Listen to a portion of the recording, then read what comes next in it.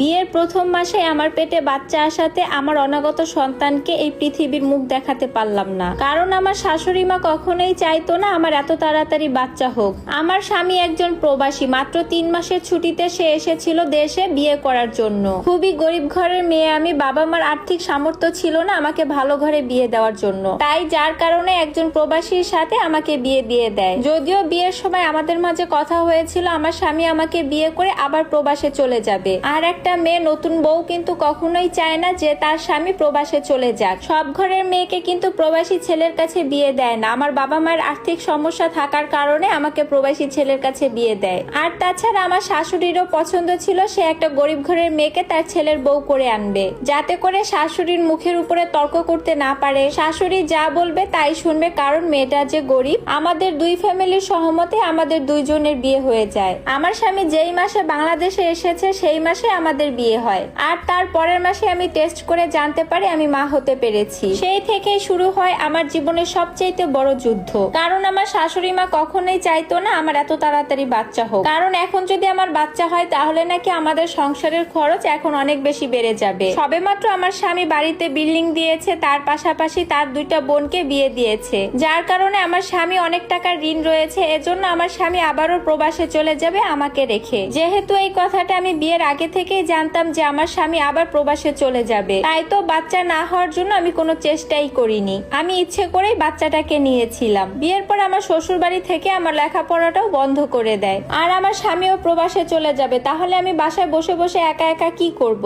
যার কারণে অনেক ভেবে চিন্তে আমি বাচ্চাটাকে নিয়েছিলাম, যাতে করে আমি ওর সাথে সময় কাটাতে পারি। কিন্তু এতে শুরু হয়ে গেল আমার শাশুড়ি মায়ের আপত্তি। কেন আমি এত তাড়াতাড়ি বাচ্চা নিলাম? আমি নাকি বয়সও অনেক বড়, যার ফলে নাকি বিয়ে হওয়ার সাথে সাথে আমার পেটে বাচ্চা এসেছে। আমার শাশুড়ি মা তো আমাকে অনেকবার বলেছিল আমি যেন বাচ্চাটাকে নষ্ট করে দেই, কিন্তু আমি তো আমার ইচ্ছা মতো বাচ্চাটাকে নিয়েছি, আমি কি করে নষ্ট করব ওকে? শাশুড়ি মা আমাকে প্রতিনিয়ত অনেক বেশি অত্যাচার শুরু করতো, আমাকে গায়ে হাত পর্যন্ত তুলতো কেন আমি বাচ্চাটাকে নষ্ট না করি। এরপর আমি আমার স্বামীকে জানালাম। আমার স্বামী আমাকে বলল তোমার যা ইচ্ছা তুমি তাই করো, তোমার মন যা চায় তুমি তাই করতে পারো। এরপর কিছুদিনের মধ্যে আমার স্বামী প্রবাসে চলে যায়। তখন থেকে আমার শাশুড়ি মা আমাকে অনেক বেশি বোঝাতে লাগলো, দেখো বৌমা তোমার এখনো বাচ্চা নেওয়ার বয়স হয়নি, তুমি বাচ্চাটাকে নষ্ট করে দাও। আমি আমার শাশুড়ি মায়ের পায়ে পর্যন্ত ধরেছি এই বাচ্চাটাকে রাখার জন্য। আমি আমার স্বামীকে অনেকবার ফোন করেও বলেছি দেখো তুমি তোমার মাকে একটু বুঝাও। আমার শাশুড়ি মা ভাবতো যদি বাচ্চাটা দুনিয়াতে আসে তাহলে আমার স্বামী হয়তো তাদেরকে খরচ দিবে না, আমাকেই শুধু টাকা পাঠাবে, আমার বাচ্চাকে নিয়ে ব্যস্ত থাকবে,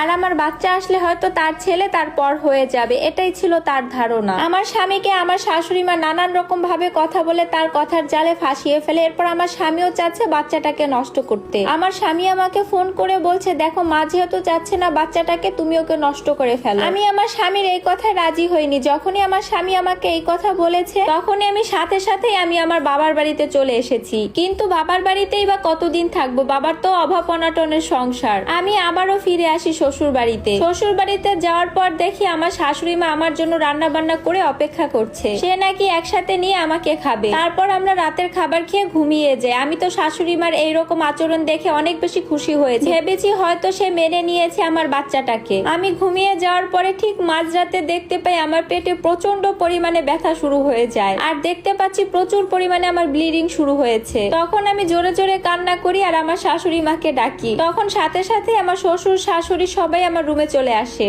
তারপর তারা আমার এই অবস্থা দেখে সাথে সাথে আমাকে হসপিটালে নিয়ে যায়। হসপিটালে যাওয়ার পর ডাক্তার কিছু টেস্ট করে আমাকে জানায় আমার বাচ্চাটা নাকি অ্যাবর্শন হয়ে গেছে। ডাক্তারের মুখে এই কথা শোনার পর আমার পায়ের তলা থেকে মাটিটাই যেন সরে যায়। কি করব না করব আমার তো কোনো কিছুই মাথায় আসতেছিল না, কিভাবে কি হয়ে গেল। তারপর আমি হসপিটালে 3 দিনের মতন ভর্তি ছিলাম। তারপর আমি আমার বাবার বাড়িতে চলে যাই, কারণ আমার শরীরটা অনেক বেশি খারাপ ছিল। আমার শাশুড়ি মাও চাচ্ছিল আমি যেন আমার বাবার বাড়িতেই চলে যাই। হাজার চেষ্টা করে আমি আমার অনাগত সন্তানটাকে এই পৃথিবীর আলো দেখাতে পারলাম না। তার উপরে আমার প্রবাসী স্বামী আমার এই কথা জানার পরে তার ভিতরে যেন একটু অনুশোচনা নেই। আমার বাবার বাড়ির আশেপাশে সবাই তো বলা শুরু করেছিল আমার শাশুড়ি মা নাকি আমার খাবারের সাথে কিছু মিশিয়ে আমার বাচ্চাটাকে নষ্ট করে দিয়েছে। যদিও আমার স্বামীকে আমি এই কথাটা একবার বলেছিলাম, কিন্তু সে আমার এই কথাটা একদমই বিশ্বাস করেনি। আমি এই বিষয়টা নিয়ে আর একদমই কথা বলতে চাইনি। তারপর থেকে আমি একদমই স্তব্ধ হয়ে যাই। এই ঘটনার পর আমি আমার বাবার বাড়িতে প্রায় 1 মাসের মতন ছিলাম। যখন আমার শরীরটা একটু সুস্থ হয়ে যায় তখন আমার শ্বশুর আমাকে নিয়ে যায় তাদের বাড়িতে।